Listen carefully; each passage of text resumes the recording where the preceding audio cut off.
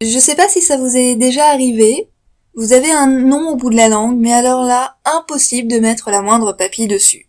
Dis, est-ce que tu te souviens de l'histoire là de ce type n'ayant pour toute expérience significative que celle de retourneur de fumier, trayeur de vaches, et qui va pourtant être désigné par les autorités divines et myopes du destin pour secourir sa contrée, le monde, ou l'univers entier des forces du mal. Est-ce que tu vois de qui je parle? François Bayrou. Salut, je suis le masque de Pierre. Et aujourd'hui, on va parler d'un archétype qui est autant fleuri dans les livres, les jeux, les films de fantasy, qu'à la fin du mois, les comptes en banque flappy. Petit préambule. Qu'est-ce qu'un archétype? C'est un modèle général représentatif d'un sujet. Par exemple, l'archétype d'un Chuck Norris fact. C'est une phrase courte contenant une seule fois, de préférence au début, le nom de Chuck Norris et une logique par l'absurde. Par contre, Chuck Norris étant un sujet et non un partenaire particulier, ce n'est pas un archétype, mais un vachement chouette exemple qu'on peut être roux et bien le vivre. Donc, pourquoi Frodo et pourquoi Syndrome? Eh bien parce que Frodo Baggins, ou Frodon Saké pour les puristes pokéléniens, en est un des représentants tout à la fois emblématique et fondateur. Et puis au moins, je l'ai lu, ce qui est pas le cas de tout ce que je vais citer. Pourquoi Syndrome? Ben, premièrement parce que c'est une épidémie, et deuxièmement parce qu'ils ont tous des symptômes communs, comme nous allons le voir. La démonstration se découpera donc en 3 parties, caractéristiques usuelles, concept originel, branlette intellectuelle. La région d'origine du héros nous sera toujours décrite comme une campagne verte, riante, semblable à une pub pour du gazon synthétique ou une affichette pour chasse, pêche, nature et tradition, et le village, lui, toujours modeste et paisible. Quand l'aventure commence, le héros est occupé à accomplir une tâche ô combien humble mais indispensable à la société, telle que chasser, garder les moutons ou être réveillé par une figure parentale. Bien souvent, malheureusement, le village prend cher. Le village outragé, le village brisé, le village martyrisé, mais le village, ouais, complètement rasé. Ça se produit souvent peu de temps avant ou après que le héros ait découvert qu'il avait réussi à être élu sans scrutin à un truc tout nul, genre sauver le monde. Non, non, non, non, je vous emmerde et je rentre à ma... Oui, bon d'accord, j'y vais. Les parents, ou plutôt, mais quels parents? La famille du héros brillant souvent par son absence. Soit qu'ils ont eu la bien chouette idée de mourir, soit qu'après une lecture plus qu'alcoolisée des œuvres de Dolto, Ruffo et autres pédagogues, se sont dit qu'abandonner leur progéniture à des parents éloignés, voire de parfaits inconnus, était ce qu'il y avait de mieux pour leur épanouissement intérieur. Notre jeune héros se retrouve donc élevé par des oncles, des parrains, des paysans lambda, qui lui donnent la meilleure éducation de bouseux possible. Mais bon, un jour, le héros finit par apprendre, stupéfait, la vérité sur sa glorieuse parenté. Car évidemment, ce dernier est d'une descendance plus qu'honorable. Mais bon, vu que jusqu'à présent, personne n'a trop trouvé le temps de lui avouer, tout occupé qu'ils étaient à lui apprendre l'art délicat de l'évidage de poulet. Cela a son côté pratique, d'un point de vue scénaristique. Vous imaginez? Maman, je dois sauver Hyrule! Bah, profites-en pour sortir les poubelles! Et tu rentres plus tard à 22h, hein? L'épée. Il s'agit d'une quelconque quincaillerie refourguée au héros et pourvue d'une histoire qui nous sera bien entendu narrer, et là de 2 choses l'une, soit c'est familial, soit c'est mythique. Familial, c'était celle de son père, de son grand-père ou ancêtre du même type. D'ailleurs, à chaque fois que le héros manque de se faire latter comme une pucelle, il lui suffit de regarder sa breloque pour sentir monter en lui la force venue de la confiance que lui portent les siens, tout idiot qu'il est de ne pas remarquer que si on tenait vraiment à lui, on l'aurait pas envoyé se faire latter la gueule par une menace ennemie. Bon, bah on va envoyer ce con-là sauver le monde. Mais c'est un gros incapable. Bah on va pas envoyer les garçons utiles au village. Au mieux il réussit, au pire ça nous débarrasse. Des fois, la ferraille est mythique.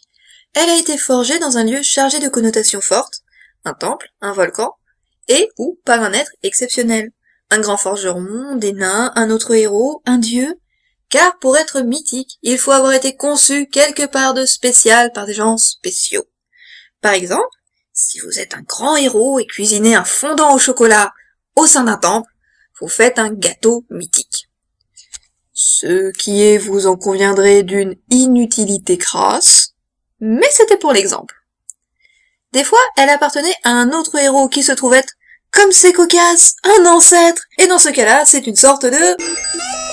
L'ami tutoriel. L'aventure vient de commencer. Le héros totalement paumé fait une rencontre exceptionnelle. L'ami tutoriel. Tout sur l'univers il t'apprend. L'histoire, le monde, tes parents. La manette directionnelle. L'ami tutoriel. La culture du héros ne lui fait pas peur. Il suivra notre explorateur. Il est l'alibi culturel. L'ami tutoriel. Scénaristiquement, l'inculture du héros lui permet d'être dans un niveau d'ignorance proche de celui du joueur, lecteur, spectateur. L'ami tutoriel sert donc à délivrer les informations essentielles par des phases de dialogue. Parce que quand le héros est déjà instruit, il faut passer par une phase de description. Et les phases descriptives... Alors comme ça, les hobbits ne portent pas de chaussures. Ah oui, je m'en fous. Où sont les scènes de cul? Allez, ça nous a tous fait ça. Et pour info, il y en a même pas. Si c'est un garçon, il deviendra le meilleur ami du héros. Si c'est une fille, on apprendra vers la fin qu'elle aime en secret, malgré le fait qu'elle va passer toute l'aventure à lui dire à quel point il est stupide. Plus subtil, cela permet au héros d'avoir les mêmes sentiments d'incrédulité ou de colère que le joueur lecteur-spectateur envers des us et coutumes de l'univers dans lequel il évolue. Coutumes qui devraient pourtant lui être courantes et donc légitimes. Comment ça, le seigneur du coin applique un droit de cuissage? M'en vais lui dire de quel bois que je me mêle à celui-là. Non, n'en fais rien. Il est vachement très puissant et gardé par un sortilège qui transforme en canard ce qu'il approche. Fichtre. Et comment y mettre fin? En lui latant sa gueule, mais par derrière. Diantre, est-il fort? Tu crois que s'il y a autant de canards dans le coin, c'est qu'on nourrit une passion pour l'ornithologie? Tiens, passe-moi le sac d'asticot. Le méchant. Car cet archétype de héros a toujours le même archétype de méchant. Dis, est-ce que tu te rappelles du nom de ce méchant là? C'est un grand type, vachement balèze, habillé en noir avec une grosse voix comme ça. Il a plutôt la classe, genre trop impassible, il est super tyrannique avec ses sujets. Avant le combat final, on le voit surtout sur un grand trône ou un cheval tout noir. Est-ce que tu vois de qui je parle? On pourrait aussi ajouter qu'il a l'âge d'être le père du héros, même quand il ne l'est pas. Qu'il a souvent une épée plus grosse et un faible pour les accessoires tout pointus qui piquent. L'homme, sans doute dans une volonté d'éradiquer ce fléau qu'est le chômage, s'entoure de nombreux sous-fifres qu'il choisit le plus demeuré possible, et ce dans une logique imparable de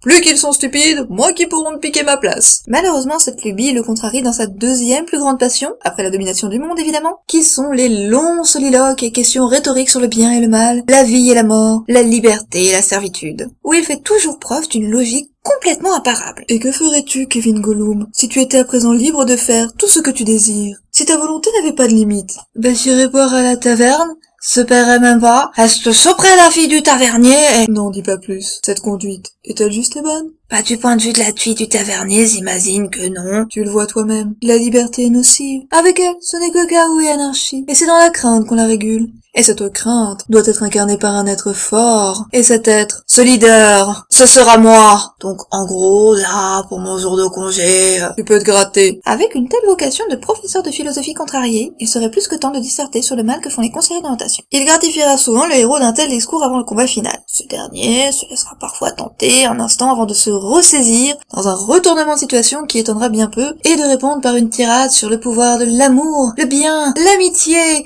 ou toute autre chose bateau du genre, oubliant par là même que tout ce que ça t'apporte concrètement le pouvoir de l'amour, c'est des MST. Il existe cependant deux sortes de vilains, l'exotique et le banni. L'exotique vient d'un coin qui craint. Mais vraiment, tous ceux qui en sont issus sont laids, ont le teint verdâtre et d'apparents problèmes gastriques qui les rend si méchants. Son but sera donc de s'emparer de la contrée du héros, qui comme on l'a vu plus haut, est elle riche et prospère. On nous fait bien comprendre que chez eux, si c'est moche, c'est que de 1, c'est mal géré, et de 2, que la politique qu'ils comptent mettre en place risque de mener à la famine, la destruction, ou d'autres trucs tout aussi pas cool.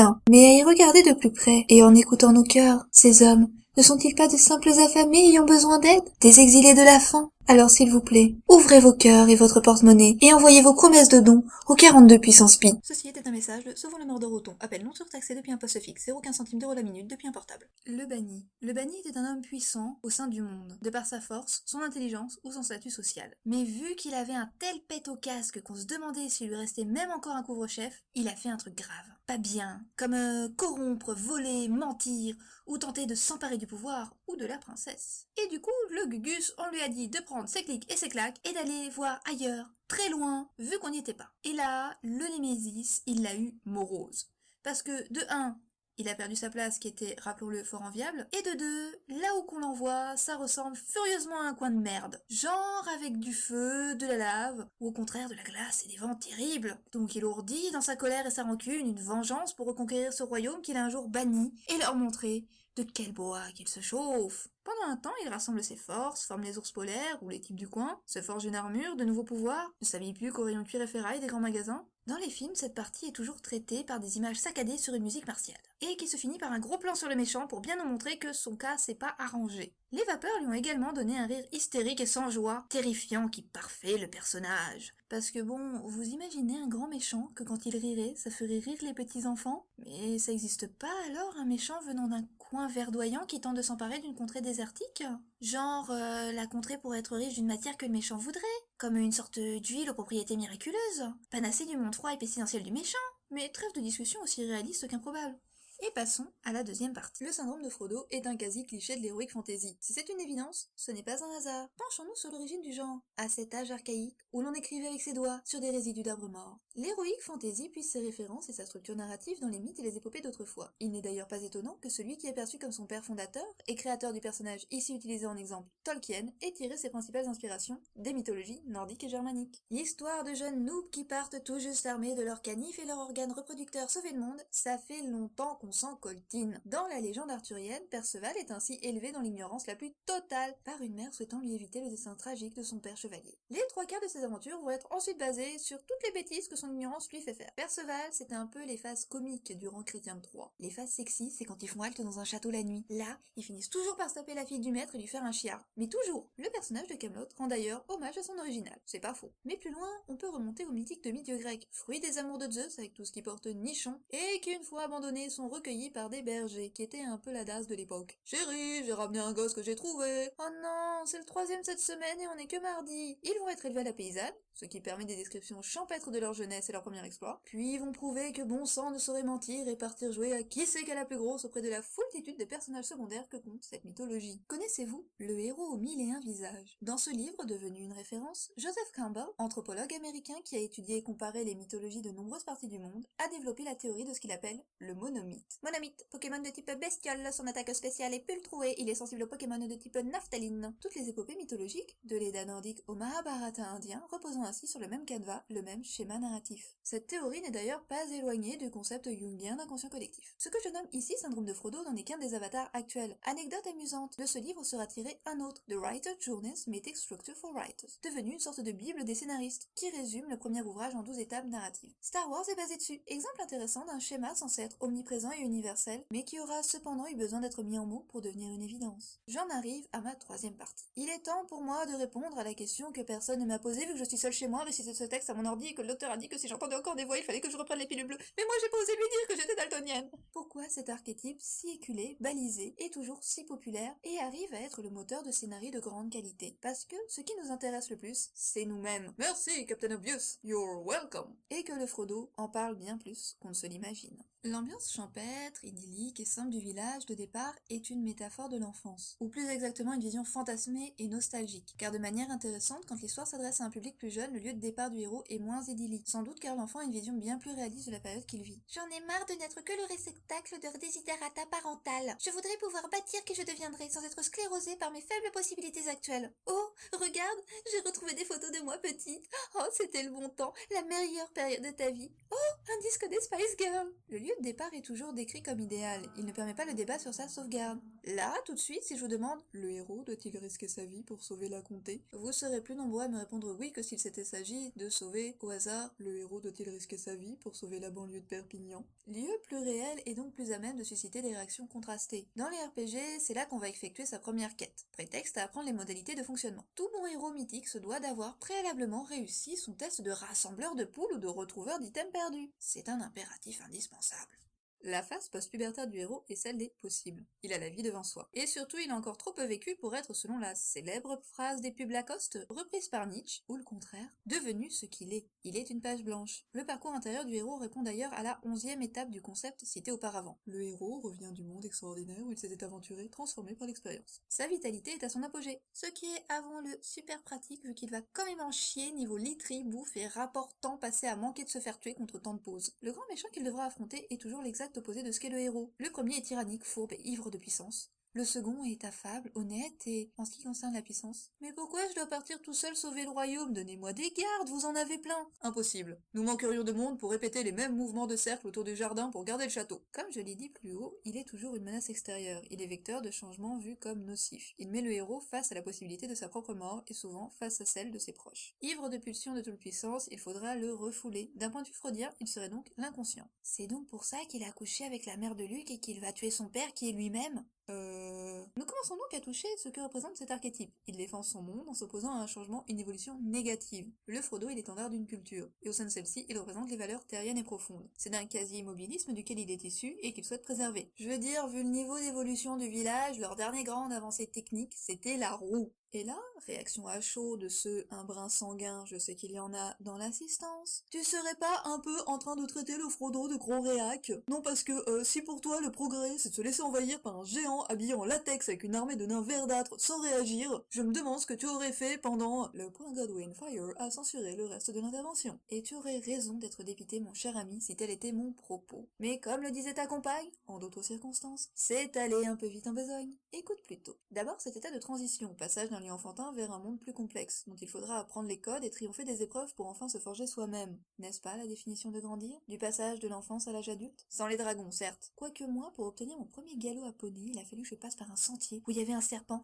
énorme. J'étais trop flippée. En réalité, cette forme de récit est un prédécesseur des romans d'apprentissage. Et il est d'ailleurs bien dommage que ces métaphores sur le passage à l'âge adulte échappent à certains, toujours les mêmes, qui considèrent ainsi le genre comme inférieur à des schémas narratifs se voulant réalistes sur cette période. Et donc chiant parce que comme je viens de le dire, il n'y a pas de dragon. Le village représente un premier cercle, comme nous l'avons vu, l'enfance, dont il faudra s'extraire pour grandir. Le royaume qu'il défend est lui une représentation symbolique d'un deuxième cercle plus large, et aussi bien moins idéalisé que le village. Il est moins utopique, plus complexe, il a des codes et ses habitants peuvent même y être hostiles au héros et nourrir des buts qui lui sont opposés. Ce deuxième cercle représente le monde tel qu'il est réellement, cet univers dont nous sommes issus et dont nous nous réclamons tout en connaissant les limites et les imperfections. Ensuite, en décidant de sauver ce monde, de le préserver, le héros l'accepte tel quel et prend place en son sein. Il a donc passé la phase adolescente du « ouais, le monde, c'est trop pourri ». Mais s'il refuse que celui-ci soit totalement transformé, l'idée du statu quo est-elle erronée? Car une fois sa quête accomplie, le monde du héros n'est pas égal à ce à quoi il ressemblait au début de l'aventure. Un changement s'y est bien opéré. Ne serait-ce que parce que la forteresse du méchant a pris bien cher et ressemble maintenant à un gros tas de cailloux. Son exact opposé serait l'archétype du héros de dystopie, qui lui s'émancipera en s'opposant au monde qui l'entoure. Je ne suis pas un numéro! Héros plus tardif et que je traiterai un autre jour, car il se fait tard, il se fait soif, j'ai des ampoules au bout de la langue, et puis surtout,